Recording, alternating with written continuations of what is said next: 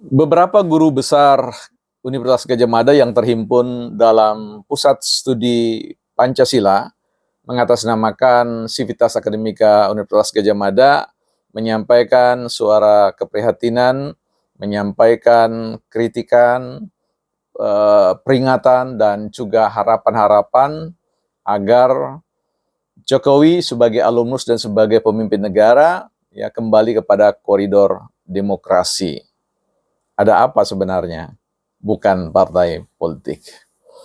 Ya, teman-teman, saya cukup sedikit kaget ya ketika teman-teman ada yang chat saya dan kemudian menunjukkan video para guru besar yang menyampaikan, dan ketika saya lihat formasi para guru besar, ya beberapa di antaranya adalah profesor-profesor yang pernah mendidik saya di Fakultas Politik dan Ilmu Kebijakan ya, manajemen publik. Nah, di sini pertama kita mau menyampaikan ya, tapi tunggu dulu, kita mau lihat dulu sebuah buku ya. Ini ada buku, nah judulnya menarik ya, Managing People is like Herding Cat ya. Jadi mengembalakan manusia itu atau orang itu seperti mengembalakan kucing ya. Itu. Jadi bukan mengembalakan domba atau mengembalakan kambing dan sebagainya, tapi mengembalakan kucing. Nah, tentu teman-teman tahu ya sifat kucing. Dan di situ ada satu bab ya, bagian satu bicara tentang leadership crisis ya, krisis kepemimpinan, dan menunjukkan bahwa ada perbedaan peran atau fungsi seorang manajer dengan pemimpin. Kalau manajer itu digarisbawahi akan mengerjakan sebagaimana adanya ya, berdasarkan aturan-aturan dan teori-teori yang ada. Tetapi secara dengan pendekatan kepemimpinan, leadership approach itu berbeda ya. Seorang pemimpin adalah orang yang harus pertama kali mampu melihat suatu situasi ya, melihat bahwa masa depan organisasi atau yang mereka pimpin itu ke depan itu seperti apa. Jadi punya daya forecasting, daya peramalan tentang masa depan organisasi. Dan dalam hal ini saya kira Jokowi bukan hanya sebagai seorang manajer publik, tetapi juga sebagai seorang pemimpin ya. Tapi silakan teman-teman mau baca ini di Gramedia atau apa. Ini buku agak lama ya, terjemahan. Tapi apa masih ada saya nggak tahu ya. Baik, kita bicara tentang petisi. Yang jelas petisi ini bukan petasan ya. Kalau yang petisi 100 itu terdengar seperti petasan ya.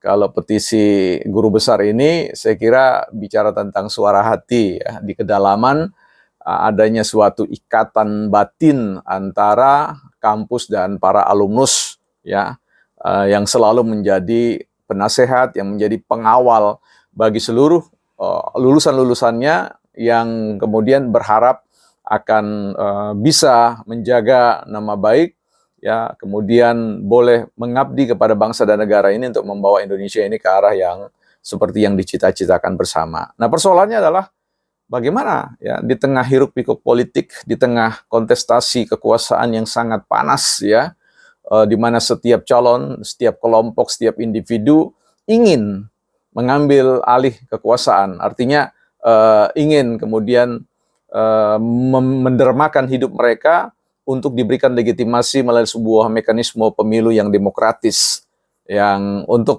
bisa mengambil legitimasi sebagai seorang pemimpin yang dapat menggerakkan, menggunakan semua sumber daya yang dimiliki oleh negara. Nah, persoalannya adalah kita akan bertanya bahwa ini terlepas apakah petisi guru besar, sebagian guru besar yang terhimpun pada pusat studi kajian ya, karena di Gadjah Mada atau di universitas manapun itu ada banyak kelompok-kelompok pusat studi kebijakan ya, pusat studi berdasarkan pada topik-topik kajian tertentu. Apakah ini kemudian mewakili Civitas Akademika? Ya, kita belum tahu ya bagaimana peta politiknya, tetapi apa yang dilakukan oleh sekelompok, ada beberapa guru-guru besar di Gadjah Mada itu ya boleh dikatakan konstitusional ya, artinya setiap menurut undang-undang ya, undang-undang di negara kita ini, Undang-Undang 39 tahun 1999 pasal yang ke-44 itu bicara tentang hak, ya, hak asasi setiap orang untuk menyampaikan pandangan, pendapat, menyuarakan suara hati kepada pemerintah, ya. Mudah-mudahan belum diubah pasal itu. Kalau ada, teman-teman bisa share ke saya untuk dibaca lebih jauh lagi.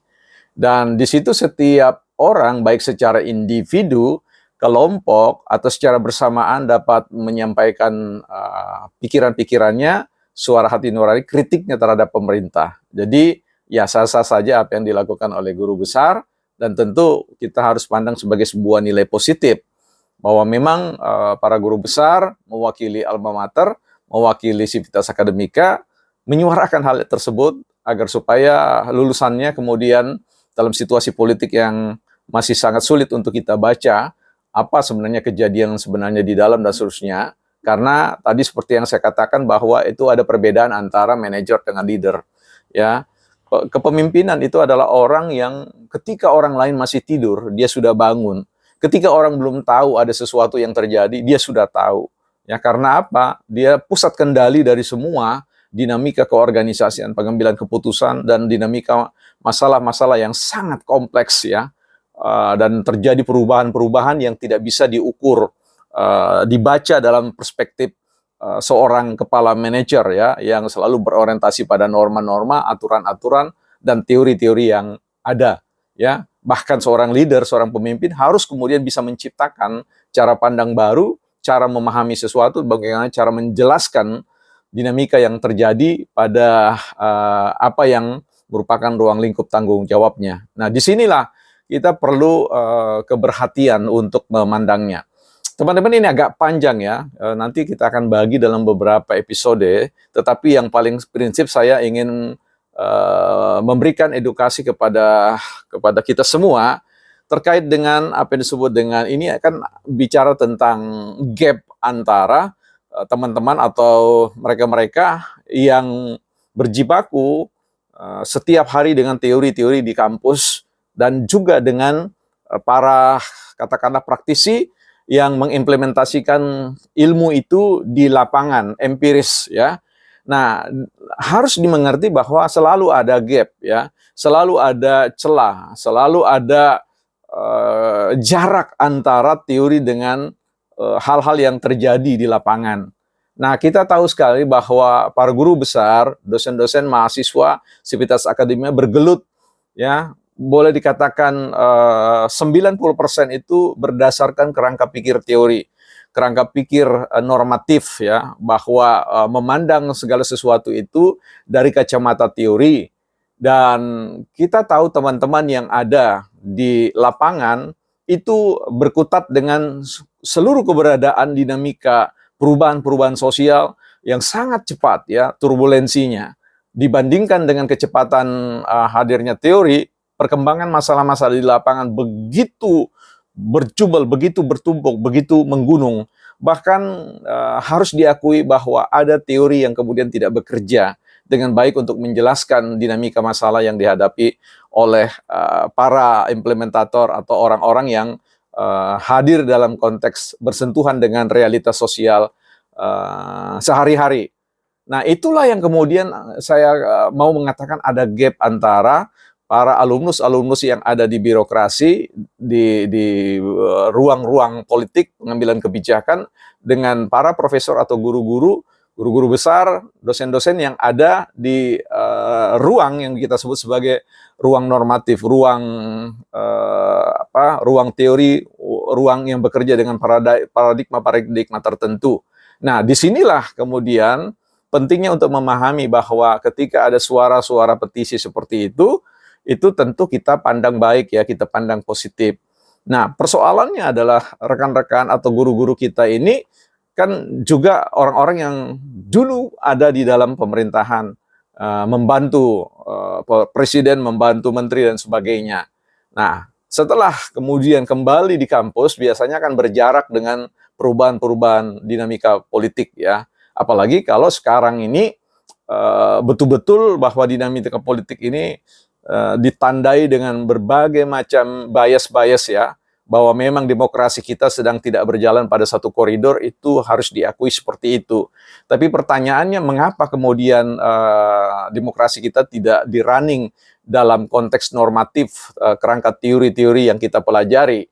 Ya, bisa jadi ini kemudian ada situasi anomali, ya, ada satu situasi yang sulit untuk kita kemudian urai dengan koridor-koridor prinsip-prinsip teoritik ya tentang demokrasi dan sebagainya. Dan ini akan merupakan sebuah lahan baru, kajian-kajian baru untuk melahirkan sebuah teori-teori yang lebih segar, yang lebih efektif bekerja di dalam konteks menjelaskan situasi empiris di ruang lingkup politik kita. Nah, pada konteks ini saya kira para guru-guru besar kita boleh saja menyampaikan itu, dan juga Jokowi saya kira bersama ada banyak ya profesor-profesor juga yang dari UGM ya, atau dosen-dosen yang bekerja di sekitar lingkaran Jokowi dari Universitas Gadjah Mada. Nah, ini mungkin akan menarik kalau kemudian para alumnus-alumnus UGM ini kemudian duduk bersama dan mencoba untuk saling berbagi kisah, berbagi perspektif, dan mencari jalan-jalan terobosan-terobosan dalam konteks mengelola dinamika politik di akhir-akhir jelang pemilu ini, supaya kasus tentang adanya kelompok-kelompok yang memanfaatkan tentang celah-celah krisis ini bisa dihindari. Nah, saya kira semua ini positif saja ya. Kita berterima kasih pada guru-guru besar kita yang memberikan peringatan ya, bahkan permohonan untuk Jokowi kembali kepada suatu koridor. Bisa jadi ini sebuah ada suara-suara, ada pikiran-pikiran yang mungkin tidak mampu dijangkau oleh pikiran kita. Bagaimana ingin menyelamatkan NKRI ini, menyelamatkan Jokowi ini, agar supaya hasilnya baik untuk kita semua. Ya, kita tunggu saja dinamika perpolitikan ini di seputar petisi ini. Yang jelas yang perlu dijaga oleh Jokowi, jangan sampai petisi ini menjadi petasan yang digoreng-goreng oleh kelompok-kelompok yang kemudian memang mendapatkan momentum. Ya, ini politik momentum ini kan sangat ditunggu-tunggu oleh kelompok-kelompok tertentu. Tapi overall kita kira ini adalah semangat yang baik. Ada pepatah yang mengatakan bahwa orang yang bijak itu kalau dinasihati dia pasti akan semakin bijak, dan orang yang benar diajari pasti pengetahuannya akan bertambah. Saya kira ini positif bagi UGM, positif bagi rakyat, dan positif bagi Jokowi dan teman-teman yang ada di pemerintahan agar Indonesia jauh lebih baik, bukan partai politik.